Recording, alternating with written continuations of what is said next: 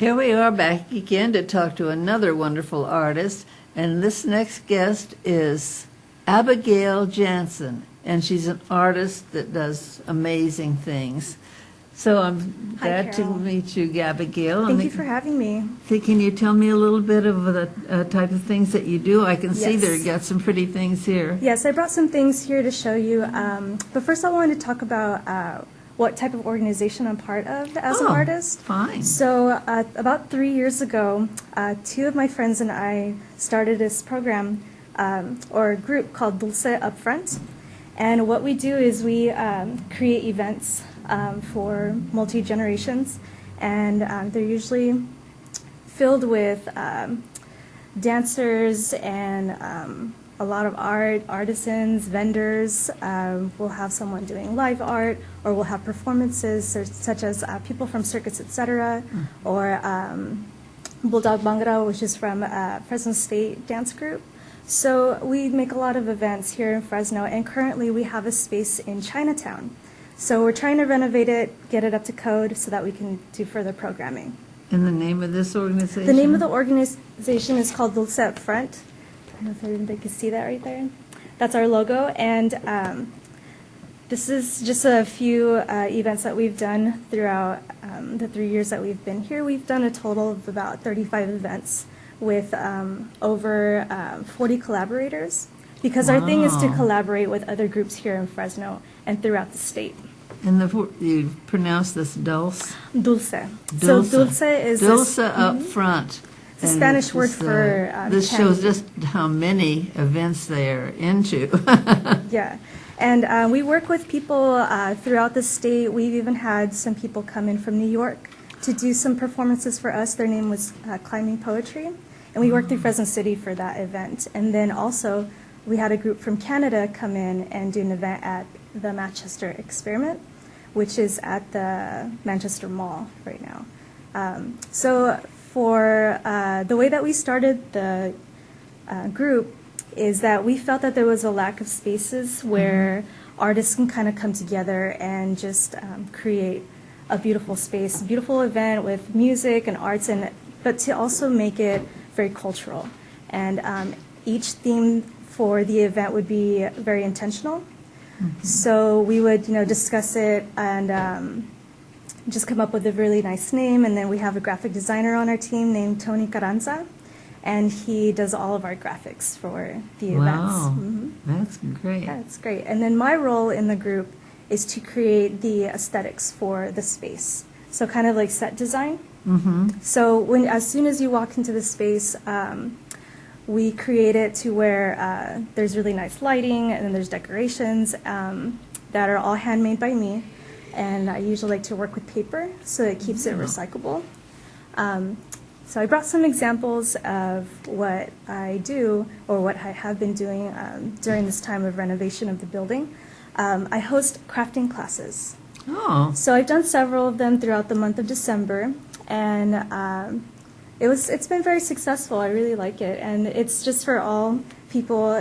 Even I think I had a 5-year-old come to my last crafting class, which was really excellent. So lately we've been making these paper flowers, and so I wanted to bring one to show you. They're beautiful. Wow. Yeah. So this Look is at generally this. the size that Gorgeous. I like to work with, and then I create a lot bigger ones too. And they're made out of... This is actually made out of butcher paper, and I just Oh. spray painted it with that color. Wow. And then the leaves are made out of crepe paper, which I found at the Fulton Mall in a store that one of my friends' family owns. Now It's this great. this has imagination in it. This is very creative.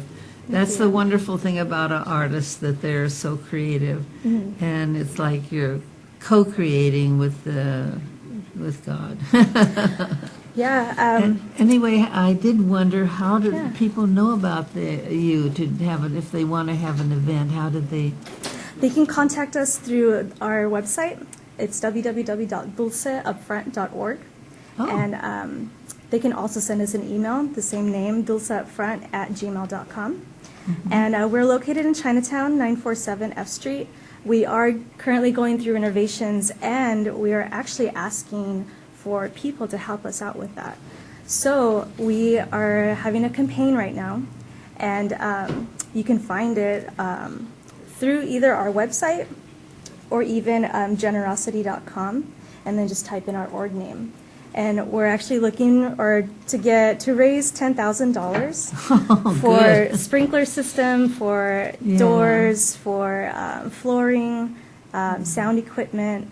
There's just so much that we need to bring the building up to date. So how are you getting to people that you need to have support? Through social media, a lot of times through social media, and then we also do calling. So we'll call our friends, we'll call our family, and then it just kind of rolls from there. So That's a great idea. So how do you actually make these? actually, this is a layered paper. There's 4 layers, and what you do is just you cut out the shape of the petal, and then curl the edges, and then the layers are stacked. But if you're interested in taking a crafting class, you're always invited. Oh, that's very tricky. Yeah, so I started working on these paper flowers maybe about a year ago. So it's not something that I've been doing for a very long time. I just recently started. But it's become very popular, so I thought just to continue it, and it's been really fun. Oh, so, yes, and- they're beautiful. Oh, yeah, look at so that one. I wanted to bring this other one and just kind of give an example of how big they can actually get Wow. for several events that we do. This one is actually going to be for a baby shower that I'm doing this Saturday, so which is great. So I have larger blooms in my home. It's just taking over my living room, but Wow. yeah, and it's really nice because then you can go ahead and then just hang it on the wall Oh, using a little wire. neat. So yeah, it's really great. Those are beautiful. Thank you. So, I just have a couple more little examples. okay. This was from the crafting class that I did at our space in Chinatown, and it was during the winter time. So for my family, we like to have hot chocolate and sweetbread. So this is just a type of sweetbread that we would get, but it's made out of paper. It's crepe paper and a paper bag paper from the grocery store. Oh, my gosh. Yeah. And what, you just crunched up the paper to give it, Kind of the stuffing is really made from cute. newspaper, and then just kind of go over it with the crepe paper and the. and this one, This one is a jelly roll, and it has like little paper for the coconut around it. And these are the 2 of my favorite breads as a child, so I wanted to recreate them in paper so I can have a well, they're decoration really to last adorable. for a Let me while. show this one a little better. Yeah, That's a good old jelly roll. yeah. So, anything that we can do to help? Is there? Yes.